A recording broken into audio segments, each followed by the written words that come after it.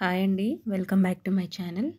ఈరోజు మంచి స్వీట్ రెసిపీతో మళ్ళీ మీ ముందుకు వచ్చేసాను. చూస్తే తెలిసిపోతుంది కదా, గర్జెలు. వీటిలో చాలా టైప్స్ ఉంటాయండి. కొబ్బరి గర్జెలు, నువ్వుల గర్జెలు, ఇంకా చాలా టైప్స్ ఉంటాయి. నేను ఇక్కడ కోవా గర్జెలు చేస్తున్నాను. దానికోసం 400 గ్రామ్స్ కోవా తీసుకున్నాను. ఈ 2 బ్రిక్స్ ఉన్నాయి కదా, ఈచ్ వన్ 200 గ్రామ్స్ ఉంటుంది.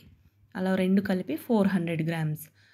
అదొక ప్యాన్ తీసుకొని దాంట్లో విడివిడిగా చేస్తున్నాను కోవాని. కొంచెం మాయిశ్చర్ రిలీజ్ అయ్యే వరకు స్లోగా కలుపుతూ ఉండాలి. ఫ్లేమ్ తక్కువ మంటలో పెట్టాలండి, సిమ్లో ఉంచాలి. చూడండి, వీడియోలో చూపించే విధంగా మంచిగా కలుపుతూ మాయిశ్చర్ రిలీజ్ అయ్యే వరకు ఉండాలి. చూడండి, అలా మొత్తం కలిసిపోవాలి.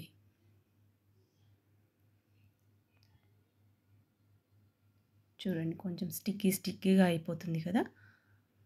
ఫాస్ట్గా కలిపేసి ఇదంతా ప్రాసెస్ సిమ్ మీద పెట్టుకొని చేసుకోవాలి. ఇప్పుడు కంప్లీట్గా చల్లారేంత వరకు పక్కన ఉంచాలి. ఫ్యాన్ కింద మట్టుకు పెట్టొద్దండి, పైన లేయర్ మాదిరిగా ఫామ్ అవుతుంది. నార్మల్గా న్యాచురల్గా చల్లారిపోవాలి కోవా అనేది. ఇప్పుడు వేరొక ప్యాన్ తీసుకొని 2 టీ స్పూన్స్ నెయ్యి వేసుకొని డ్రై ఫ్రూట్స్ వేసుకున్నాను. ఇక్కడ కాజు, బాదం తీసుకున్నాను. సన్నగా నేను చాప్ చేసుకొని ఫ్రై చేసుకుంటున్నాను. లైట్గా గోల్డెన్ బ్రౌన్ కలర్ వచ్చేంత వరకు కొంచెం ఓపికగా సిమ్ మీద పెట్టుకొని ఫ్రై చేసుకోవాలి. చూడండి, కలర్ చేంజ్ అయింది ఇక్కడ. వీటిని ఒక బౌల్లో పక్కన తీసి పెట్టుకున్నాను. ఇప్పుడు అదే ప్యాన్లో ఇదొక టిప్ అండి, గోధుమ పిండి వేస్తున్నాను, వీట్ ఫ్లోర్. ఇది వేయడం వల్ల కోవా మంచిగా విడిగా వస్తుంది. అందరికీ మెయిన్ కోవా గర్జెలు చేసేటప్పుడు ఫ్లాప్ అయ్యేది ఇక్కడే. బట్ ఈ గోధుమ పిండి యాడ్ చేయడం వల్ల మంచి టేస్ట్ వస్తుంది అండ్ కోవా మంచిగా కలిసిపోతుంది. వీడియో కంప్లీట్గా చూడండి లాస్ట్ వరకు. చిన్న చిన్న చిట్కాలు, చిన్న చిన్న టిప్స్ ఉన్నాయి. అవి ఫాలో అవుతూ చేస్తే ఎవరైనా ఈజీగా చేసేసుకోవచ్చు. ఇందాక ఫ్లేమ్ చూయించాను నేను. ఇదంతా ప్రాసెస్ సిమ్ మీద పెట్టుకొని చేసుకోవాలి. పిండి కూడా కొంచెం గోల్డెన్ బ్రౌన్లో ఫ్రై అయ్యాక తీసి పక్కన పెట్టుకోవాలి. ఇప్పుడు 2 మిక్సీ జార్లు తీసుకొని ఒక దాంట్లో 400 గ్రామ్స్ షుగర్ పౌడర్ చేసుకున్నాను. ఇంకొక మిక్సీ జార్లో ఒక 10 to 15 కార్డమమ్ సీడ్స్ అంటే యాలకులు వేసుకొని పౌడర్ చేసి పెట్టుకున్నాను. అవన్నీ చల్లారేలోపు ఇక్కడ నేను మైదా పిండి తీసుకున్నాను. అరౌండ్ 1/2 kg ఉంటుందండి. తక్కువైతే మళ్ళీ కలుపుకోవచ్చు. దాంట్లో కొంచెం సాల్ట్, కొంచెం ఆయిల్ వేసి ఇలా మంచిగా కలుపుకున్నాను. వీడియోలో చూపించే విధంగా మంచిగా ఇలా ఒత్తుకోవాలి. ఈ స్టెప్ మోస్ట్ అండ్ ఇంపార్టెంట్ అండి. ఇప్పుడు దీన్ని ఒక 15 to 20 minutes అలా నాననివ్వాలి మూత పెట్టేసి. ఇప్పుడు ఈ యాక్చువల్ ప్రాసెస్ ఇప్పుడు స్టార్ట్ అయింది. స్టఫింగ్ ప్రిపేర్ చేసుకోవడానికి ముందుగా ఫ్రై చేసి పెట్టుకున్న కోవాని, మళ్ళీ దాంట్లోనే షుగర్ పౌడర్ అండ్ గోధుమ పిండి కూడా వేయించి పెట్టుకున్నాం కదా, అవన్నీ ఇక్కడ మొత్తం కంప్లీట్గా చల్లారిన తర్వాత కలుపుకోవాలి. దాంట్లోనే ఇలాచీ పౌడర్ కూడా వేస్తున్నాను. వేసి మంచిగా దాన్ని కలుపుతూ ఉండాలి నెమ్మదిగా.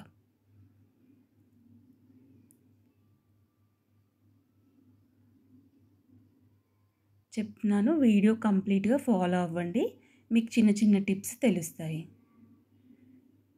నేను ఇప్పుడు చెప్పిన కొలతలన్నీ పర్ఫెక్ట్ కొలతలండి. కానీ ఒక్కోసారి కోవాలో మాయిశ్చర్ చాలా ఎక్కువ ఉంటుంది.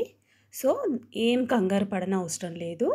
మళ్ళీ కొంచెం గోధుమ పిండి నెయ్యిలో వేయించి ఇలా ఈ స్టేజ్‌లో కలుపుతూ ఉండాలి.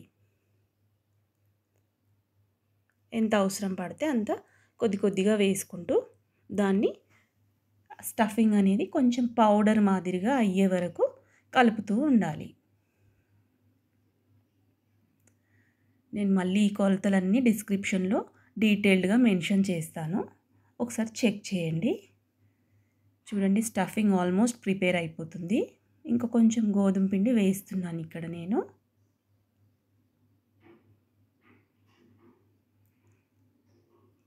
చూడండి ఆల్మోస్ట్ ప్రిపేర్ అయిపోయింది. ఈ స్టఫింగ్ ప్రిపేర్ అయిపోయిందంటే మీరు ఈజీగా నెక్స్ట్ ప్రాసెస్ చేసేసుకోవచ్చు. చూడండి పర్ఫెక్ట్ అయింది. రెడీ అయిపోయింది స్టఫింగ్.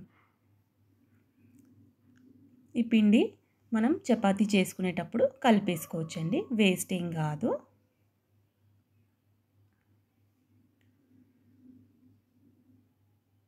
స్టఫింగ్ అంతా ప్రిపేర్ అయిపోయింది కదా.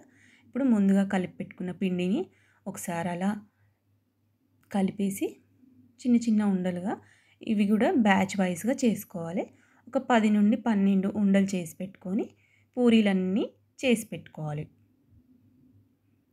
పూరీలన్నీ ప్రిపేర్ అయిపోయాక ఒక బౌల్ తీసుకొని నేను దాంట్లో కొంచెం మైదా యాడ్ చేసి వాటర్ కలిపి పక్కన ఉంచుకుంటున్నాను. ఇది సమోసా షీట్స్ ఎలాగైతే మనం స్టిక్ చేస్తామో సేమ్ అదే మాదిరిగా స్టఫింగ్ చేశాక పూరీలని స్టిక్ చేసేసుకోవాలి. చూడండి ఈ కన్సిస్టెన్సీలో ఉండాలి. ఇప్పుడు ముందుగా ప్రిపేర్ చేసి పెట్టుకున్న పూరీల్లో నేను చూపించే విధంగా ఇలా చేసుకోవాలి స్టఫింగ్. పర్ఫెక్ట్ కొలతలండి నేను చెప్పేవి.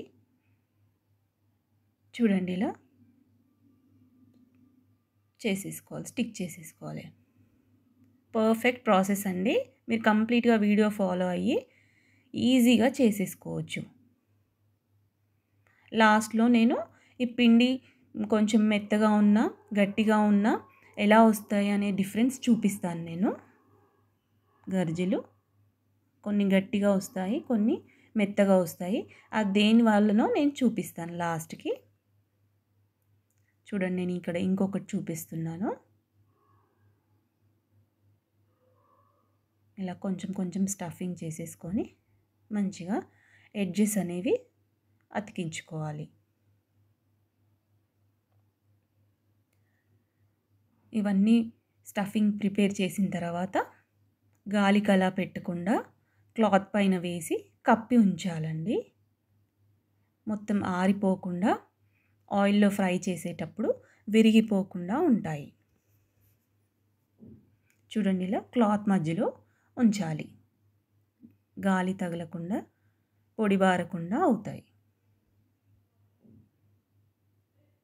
ఇప్పుడు ఆయిల్ హీట్ చేసుకొని మీడియం టు లో ఫ్లేమ్లో ఉంచుకొని తగినన్ని గర్జెలు వేసి ఫ్రై చేసుకోవాలి. ప్రాసెస్ అంతా చాలా లెంతీ ప్రాసెస్ అండి. కొంచెం ఓపికగా నిదానంగా చేసుకోవాలి. అయిపోయాయండి, ఫ్రై అయిపోయాయి. చూడండి ఇలా చేశాను నేను. అన్ని గర్జెలు ప్రిపేర్ అయిపోయాయండి. వీడియో కంప్లీట్గా ఫాలో అయితే టిప్స్ అండ్ ట్రిక్స్ పర్ఫెక్ట్గా తెలుస్తాయి. కొత్తగా చేసే వాళ్ళు కూడా ఈజీగా చేసేసుకోవచ్చు.